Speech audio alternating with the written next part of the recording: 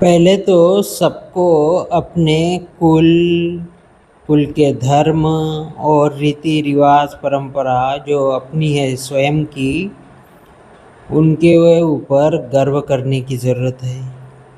क्योंकि जब तक आप अपने कुल रीति रिवाज और कुल की परंपरा, कुल की मर्यादाओं के ऊपर गर्व नहीं करेंगे, आप उसके अनुसार चल ही नहीं सकते, है ना। तो सबसे पहले आपको उनके ऊपर गर्व करना है। फिर उसके बाद आप उसका पालन करो और स्वयं पालन करो। हाँ, कठिनाइयाँ तो होगी, क्यों? क्योंकि वर्तमान परिस्थिति जो है बहुत प्रतिकूल है। हो सकता है बहुत से लोग आपको पिछड़ा समझने लग जाए, आपको पुराने विचारों वाला समझने लग जाए। तो ये समझेंगे ही, क्यों समझेंगे? उसके पीछे कारण है।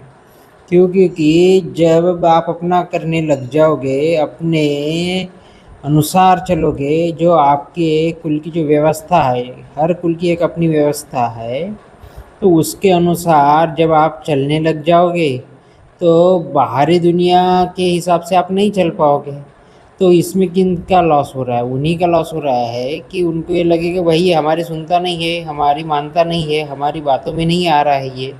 तो फिर जब व्यक्ति को सीधे सीधे नहीं मानता है कोई भी, तो अन्य पैतरे अपनाए जाते हैं उसको भ्रमित करने के लिए। क्या है?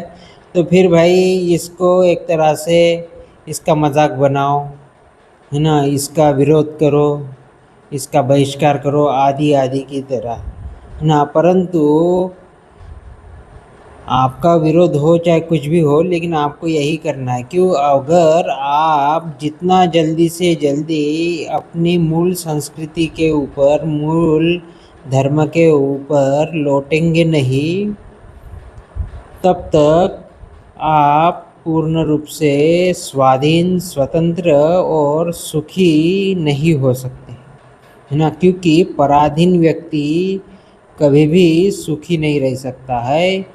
उसको दूसरे के मर्जी के अनुसार चलना पड़ता है, दूसरे के मर्जी के अनुसार जीना पड़ता है। हाँ, हो सकता है उनको कुछ खाने पीने की दिक्कत ना हो, या कुछ सुख सुविधाओं की दिक्कत ना हो, या जो उनकी रोज़मर्रा की ज़रूरतें हैं वो आसानी से पूरी हो जाती हो, लेकिन केवल जीवन इतनी सी चीज़ों के लिए नहीं है।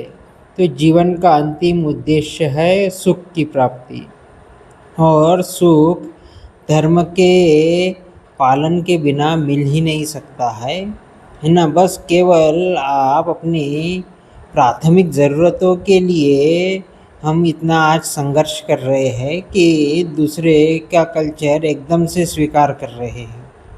तो हमें ऐसा नहीं करना है। हमें अपनी चीज़ों, देखो अब हम ऐसा है ना, हम बहुत पिछड़ चुके हैं। हमने क्या किया कि अपने हर चीज़ के साथ कॉम्प्रोमाइज़ किया है। अपने धर्म, संस्कृति, जो भी है रीति रिवाज, परंपरा, कुल की जो मर्यादा है, सबके साथ हमने क्या किया है? कॉम्प्रोमाइज़ किया है।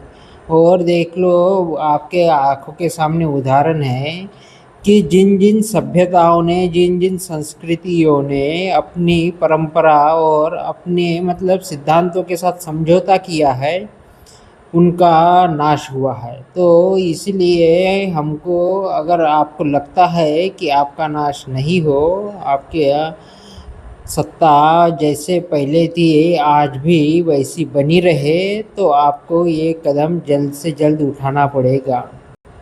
जितना देरी करोगे उतना और आप वीक होते जाओगे, और जितना वीक होगे उतना उभरने, देखो ये लौटना तो पड़ेगा। बिना लौटे आप मतलब एक तरह से सुखी हो ही नहीं सकते, सीधी सी बात है। भले ही ये पीढ़ी नहीं आएगी लौट के, तो दूसरी को आना पड़ेगा, उसके बाद वाली को आना पड़ेगा, लेकिन ज़रूर, है ना। तो इसलिए जितना जल्दी हो सके अगर हम वापस लौट के आते हैं, उतना वो हमारे लिए भी अच्छा है और हमारे आने वाली अगली पीढ़ियों के लिए भी अच्छा है।